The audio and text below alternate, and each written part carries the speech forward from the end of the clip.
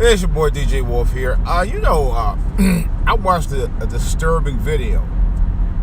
I just happened to hear about it on a YouTube show this morning. And it was reported on the 5th of August. Noted Detroit pastor and father of actor Brandon T. Jackson, Wayne T. Jackson, I think it's like that, yeah. I forgot the name of his church. It's in Detroit. It's supposed to be across on the west side of Detroit. He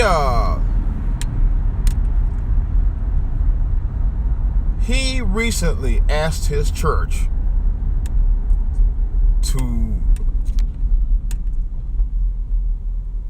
give tithes, or whatever the regular tithes were, to give tithes of $1,000 per member.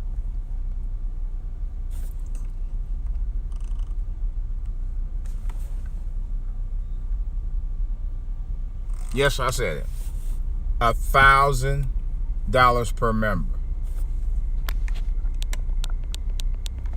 Now, here's the thing. When he made that statement, I guess there were some people in there, because they've had protesters in several of the churches up there for the last few years, and I've been watching this guy. And his show, he was on a reality show called Preachers of Detroit, which was based on another show called Preachers of LA. All these pastors are living real and eating. They're living and eating real good. Okay. And including pastor / singer producer Dietrich Haddon, who also is from Detroit. He was on both shows, by the way. Now, I guess someone had protested against the pastor asking $1,000 for tithes per member. He went off, and I found out there were several protesters that was in the audience, and boy, they went in. And it was almost a near riot. They had to take him out, had to run him out the church. Now, here's my thing. I know of a recent church that did the same thing. They didn't ask for 1,000; they asked for 100, and then I think another week they asked for 1,000. I'm gonna tell you right up front. This is one of the reasons why a lot of people don't like going to church. I know my reasons for going, but my reason for going ain't to give nobody $1,000 of my money for tithes. It's not gonna happen. I ain't doing that. I understand why they do tithes in church on some level, but on another level I don't. You know? But to ask, especially in Detroit, where poverty and crime is destroying the fabric of the city life of Detroit, to ask $1,000 per member, to me, is atrocious. Especially up in that area. It's absolutely atrocious. Now, that is what bothered me when I saw the video. But not only did that bother me, and the fact that, also the fact that Wayne T. Jackson is living high on the hog, man. Oh my God. You see his house? This guy's house is phenomenal. Phenomenal. You know? Yeah. So he's living and eating very well. You know? Now, there was I think a video I saw about a YouTuber had posted regarding Wayne T. Jackson, but he made a comment. He said, I used to go to church all the time. I did not know pastors, the houses and everything and cars got paid for until sometime after you started going. I'll be honest with you, I didn't even know that the church members not only pay for the house, I know they pay for maintenance on the car. Yeah. And some of those pastors are retired. They already living good. He said, oh, I'll take it back. He said he didn't know pastors receive a salary. And I'll be honest with you, I didn't know that either. Not only did they receive I know if a pastor receive a salary, they pay for the house. Yeah. And I kid you not. And they pay for maintenance on the car. Now, I could probably understand the maintenance on the car. I could probably understand air travel maybe for like a church member to get to their to a funeral service or something like that. But all this other stuff, I don't get it. I don't get it. Again, I don't get it.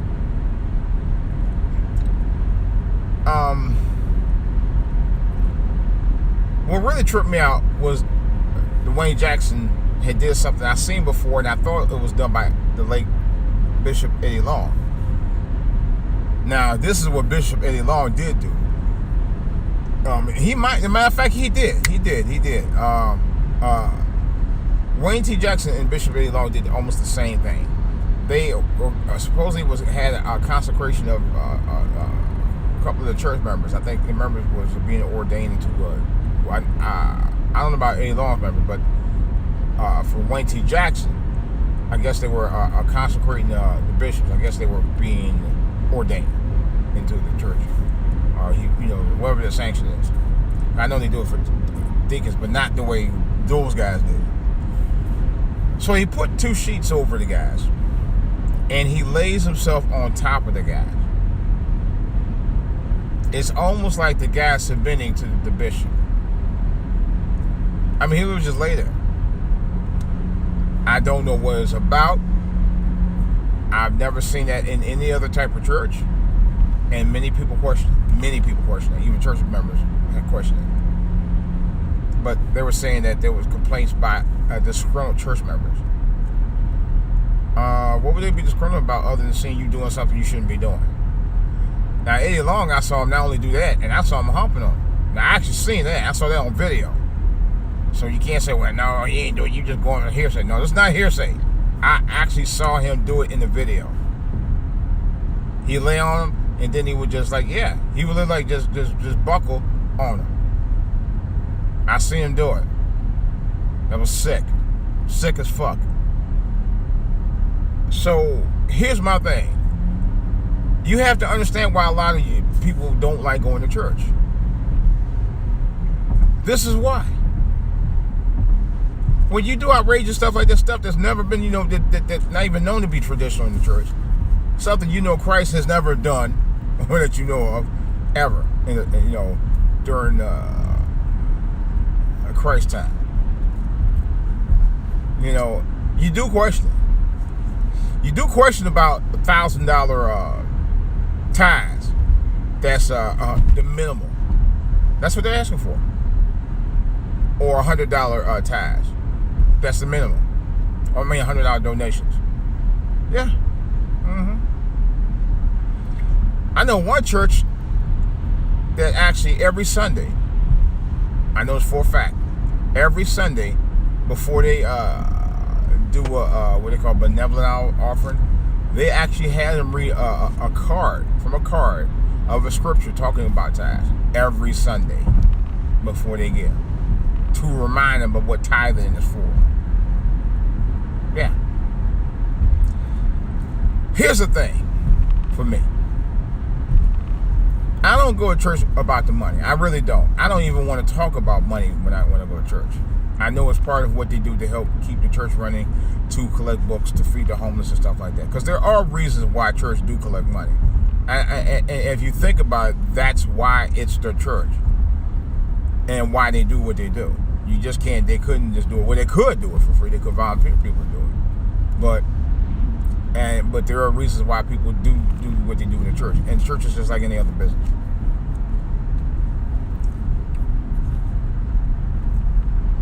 What you need to do, or what I don't, well, let's put it like this.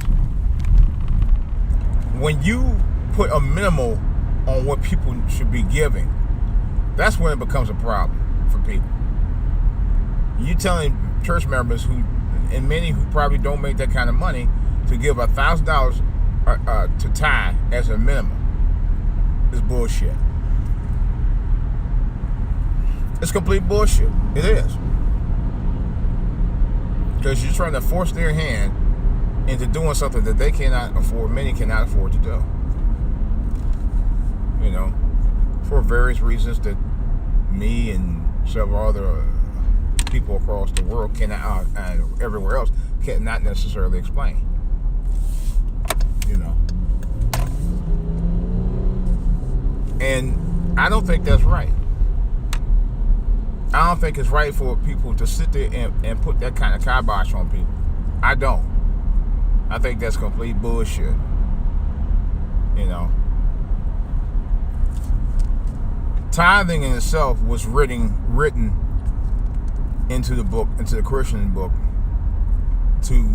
as a way to get people to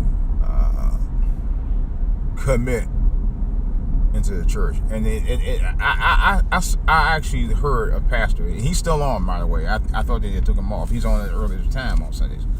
I'm gonna start catching because he actually kind of amuses me a little bit. I think he's of African dialect. I mean, African descent. I mean, because I can hear in his voice. But one time I listened to him. This was about 4 or 5 years ago. And he actually said this. He said, if you don't get 10% of your tithe, you'll go straight to hell.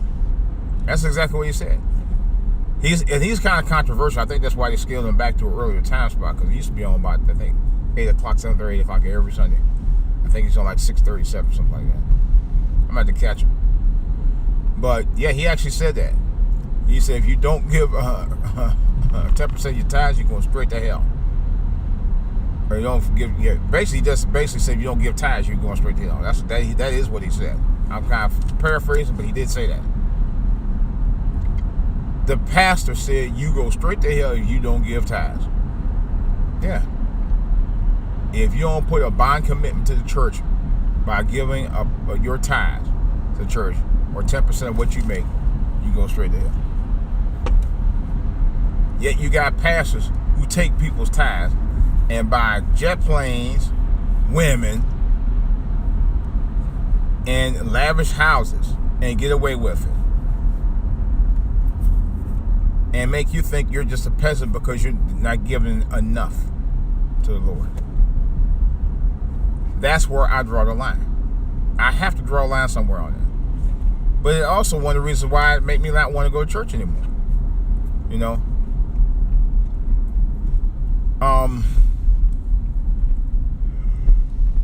I know why I go for me. I fully understand that. I fully understand what makes me feel good when I do go to church. But I also fully understand what I won't tolerate from them. I won't tolerate myself being used by a church. I will not. I don't give a damn whose church it is. You know? I will not tolerate myself being used by them. I won't. You know? You have people, and this is not really talked about. I haven't heard too many people talk about this either.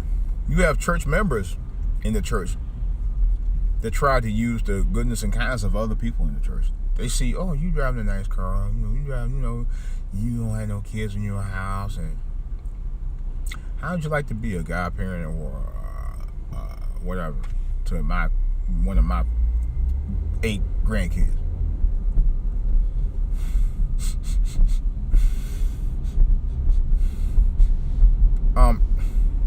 Forgive me for I thought I was smelling something burned.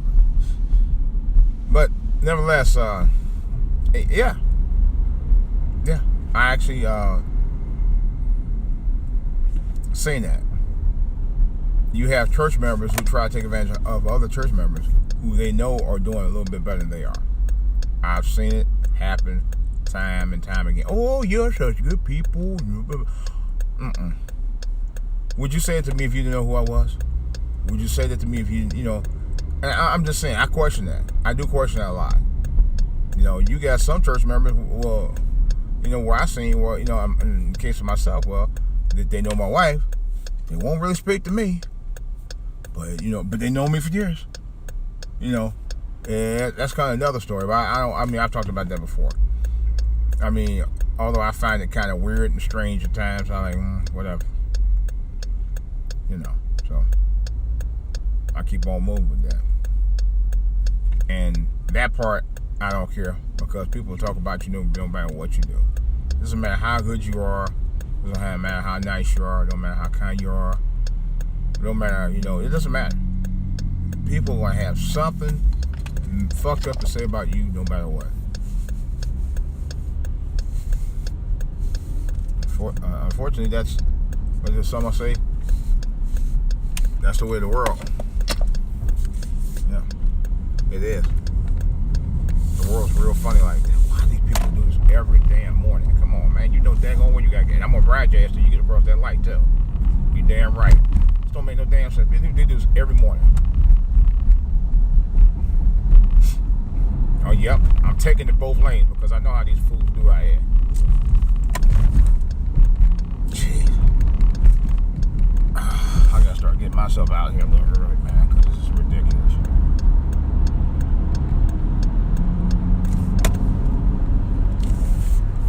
But,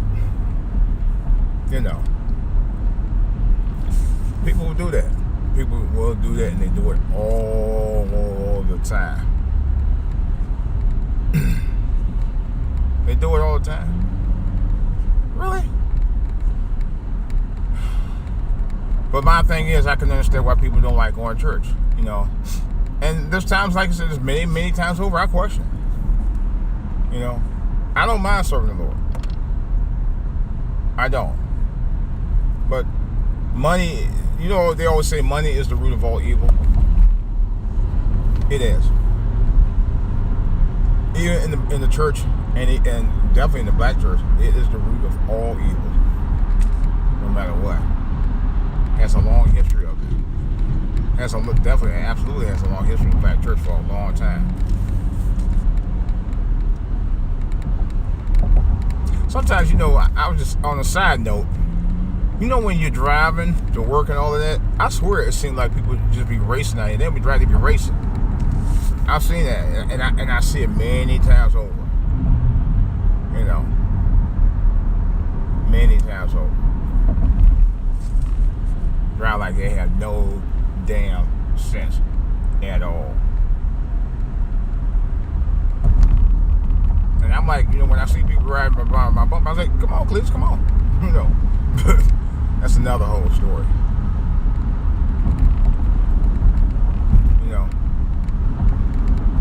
Traffic. And that was one other thing. I'm like, man, since when people start going to work this early in this much traffic? I remember 5:30, you wouldn't hardly see any cars out. Now, 2018, you see cars everywhere. 5:20, 5:15 now. More and more people going to work early. I was thinking about this. When I was in Vegas a few years ago for my wife and I's 25th anniversary. Here's the weird part. We was in Vegas, right? And we were talking about the economy, and we see people everywhere. That whole week, everywhere. Going in and packing the casinos. I'm not kidding, packing the casinos. And we were like, because we were at the Bellagio. Bellagio is like one of the most popular hotel casinos in Vegas. And we were like, what's the problem with the economy? Vegas is Vegas is just family friendly now in a lot of ways anyway. They got museums over across Vegas. They got superhero museums in Vegas. I wish I had a chance to go see that, and I didn't. But it was on the other side of Vegas. I had to go across town to go see it, but still I would have saw it. I think it was like about 20 minutes from where I stayed. I stayed at the Bellagio. But there were packing crowds in those casinos up there. And I was like, wow. And we were about bad economy. What bad economy? People in Vegas like it was no tomorrow. Just like now out here in the DMV, in the district, man, in the time of morning, about 5:30, you see cars everywhere. They usually only and even 6:15 when I used to go early, a little later shift than when I'm going, it would be like, wow. There wasn't that many cars out. And now you see cars everywhere now. It's like, it's crazy. But nevertheless, I just wanted to get my 2 cents out about pastors, man. These, like I said, the majority of pastors, get back to that. The majority of pastors are paid. They got their cars, or the cars, well, I understand, not the car note, but at least that's what I heard. Their car maintenance is paid for. I could probably understand that. That I would probably understand, if anything. But they get paid. I know they get paid a salary. I know for a fact they get paid a salary. But they get car paid for car maintenance and housing. My understanding, they get paid for housing, for certain. And I'm like, wow. So they do pretty damn good. And to be honest, if I told you what one pastor made, you'd be shocked. And he don't have, he got a decent sized church. It's not a big, huge church, but he got a decent sized church, and you'd be surprised what he made. So I can only imagine what these other pastors make. That's why the 501Cs, man, that's why it's a big thing in the church. And someone else is saying something that actually makes sense.